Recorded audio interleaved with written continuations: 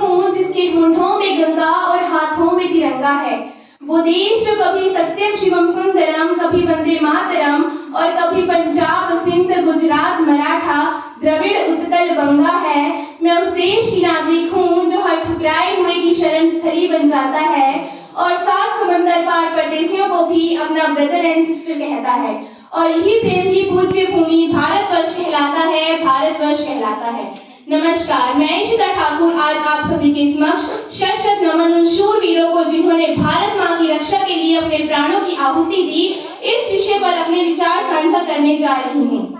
अजय इस मुल्क को जरूरत न हिंदुओं की है न मुसलमानों की है। अजय इस मुल्क को जरूरत न हिंदुओं की है न मुसलमानों की है। इस मुल्क को तो जरूरत केवल सरहद पर खड़े शूरवीर जवानों की है। मैं शत शत नमन करती हूँ उन शूरवीरों का जो सरहद पर खड़े होकर हमारी रक्षा करते हैं। अगर ज्यादा ही देखना है तब कभी ठंड में ठिठुर कर देख लेना, तो कभी तपती धूप में जल कर देख लेना। कभी ठंड में ठिठुर कर देख लेना, तो कभी तपती धूप में जल कर देख लेना। कैसे होती है हिफाजत मुल्क की, कैसे होती है हिफाजत मुल्क की। कभी सरहद पर खड़े जवानों को जाकर देख लेना, कभी सरहद पर खड़े जवानों को जाकर देख लेना। मैं अपने आप को सौभाग्यशाली मानती हूँ कि मैंने स्वतंत्र भारत में जन्म लिया है। ये आजादी हमें यूं ही नहीं मिली। न जाने कितने जवान कैप्टन विक्रम बत्रा की तरह शहीद हुए होंगे, कितने घरों के चिराग उजड़े होंगे, कितनी सुहागिनों की चूड़ियां टूटी होंगी और कितनी माओं के आंसू सूने पड़े होंगे। यह सोचकर भी आंखें नम हो जाती है, रूह कांप उठती है। तो जरा सोचिए और वीर वीरांगनाओं के बारे में जो चीख चीख कर यह कहती है कि प्यार भी भरपूर गया मांगता सिंदूर गया, कि प्यार भी भरपूर गया मांगता सिंदूर गया। नन्हे ननिहालों की लंगोटियां चली गई, छोटी छोटी बेटियों की छोटियां चली गई।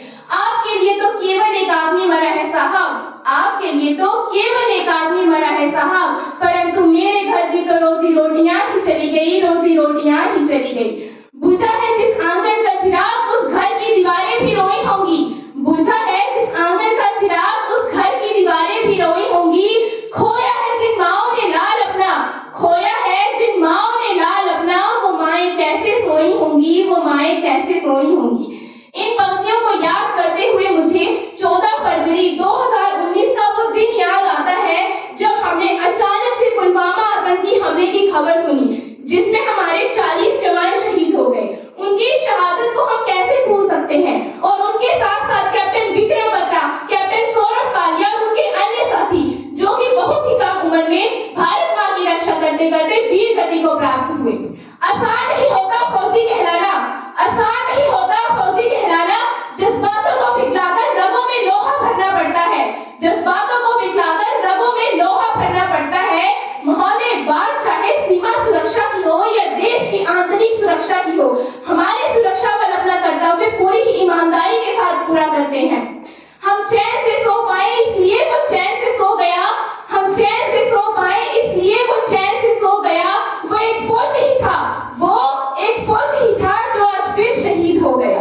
कुमार विश्वास के शब्दों से मैं इन शूरवीरों को श्रद्धांजलि देना चाहूंगी।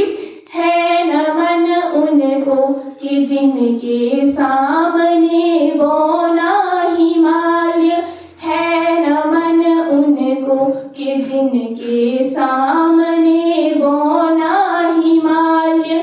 जो धरा पर गिर पड़े पर आसमानी हो गए हैं, जो धरा पर गिर पड़े पर आसमानी हो गए हैं। है नमन उनको कि जिनके सामने बौना हिमालय। धन्यवाद।